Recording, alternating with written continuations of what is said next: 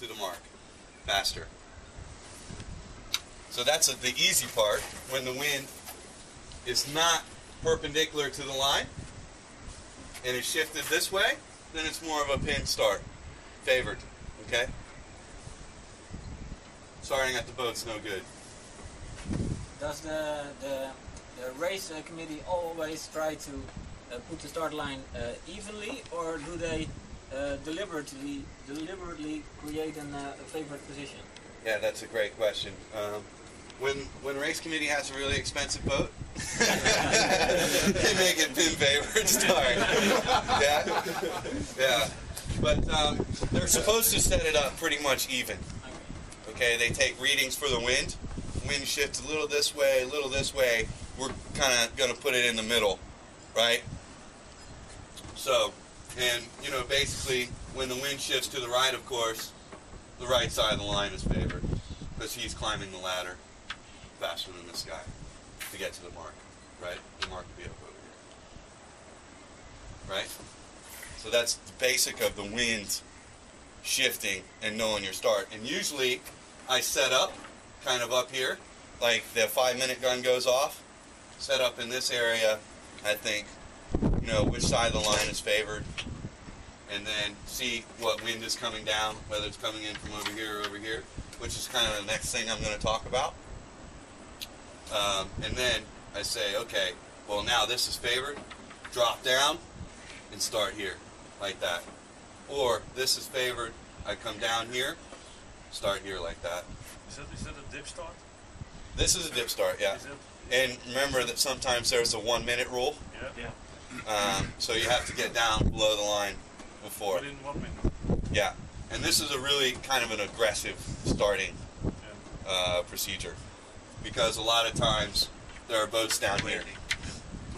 And when you start, when you're in the starting area and you're setting up for a start, always don't let someone get overlapped with you, okay? Whether they're underneath you or above you, try to have an open area around your boat so you can turn any direction at any time, okay? Because you never want someone dictating where you're going to go on the start line. Then you have a lot of information right there that other people don't have. And that's basically how you get ahead in sailboat racing, is by having information that other people don't have. So, for you, when you're coming in with the Pintle AT, there's always people here in this area, right? There's usually people here in this area, and even a smaller amount of people here in this area, right? There's nobody over here. You know, there's a boat, 2 boats over here, somebody hanging out over here. This is all good wind out here. This is all spoiled for you. So coming in underneath, no good, right? We talked about that. So if you set up over here, right? And you have these boats all coming in like this. And they usually, people hang out and they come down like this, and that's the normal starting procedure, right? And you start like that. You come in over here and say, okay, I've already picked out where I want to start on the line. You can come in and tack right underneath them, right? Or you can come in and weave your way around a couple boats and then go there. More free air, or for you, more clear air, yeah? Just remember that you don't have rights, you know, like they're on starboard and you're on port, so sometimes you have to be pretty careful. And that's another way that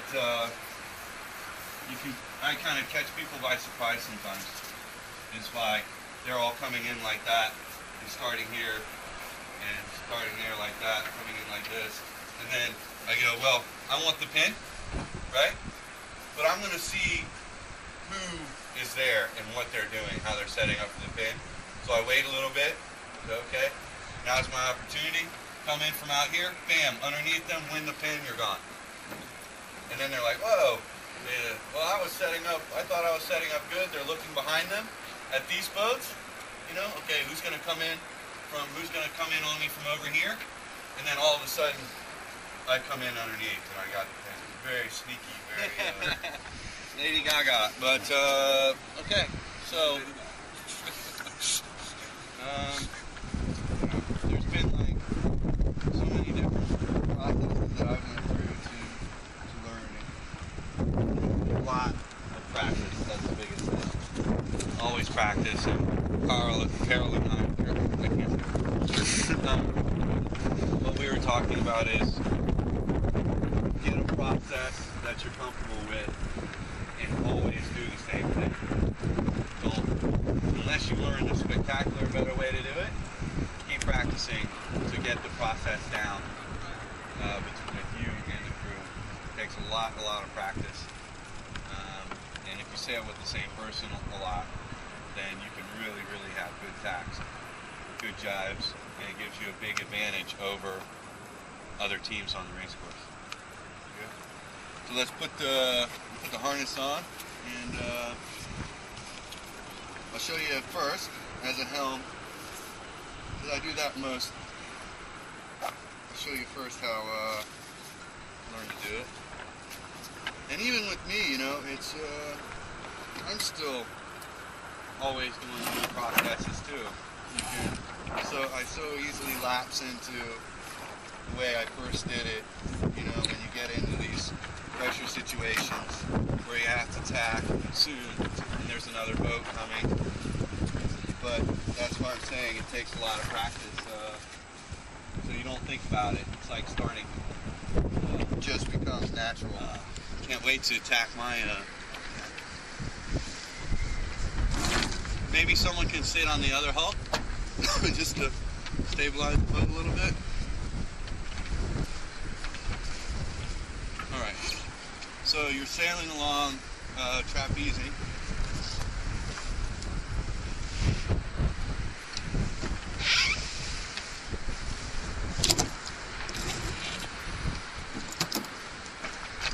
You have your main sheet.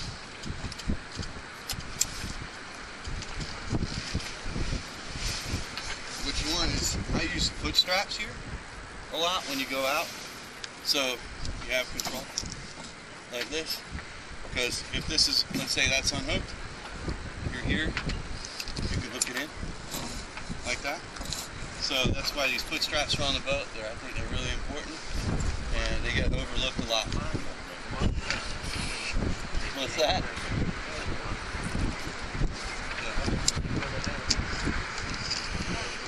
You're out on the wire, cruising along at the helm.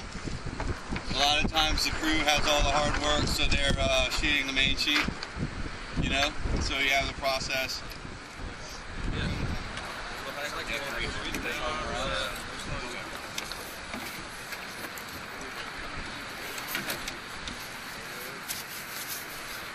See how that foot was already positioned to go under the strap.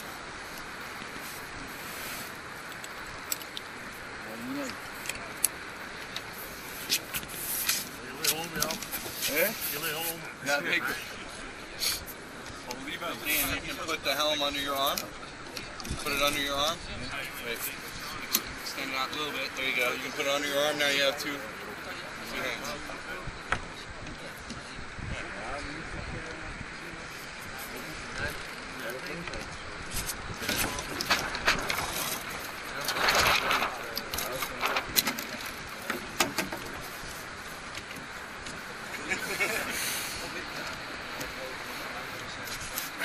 Try to keep it in the other hand.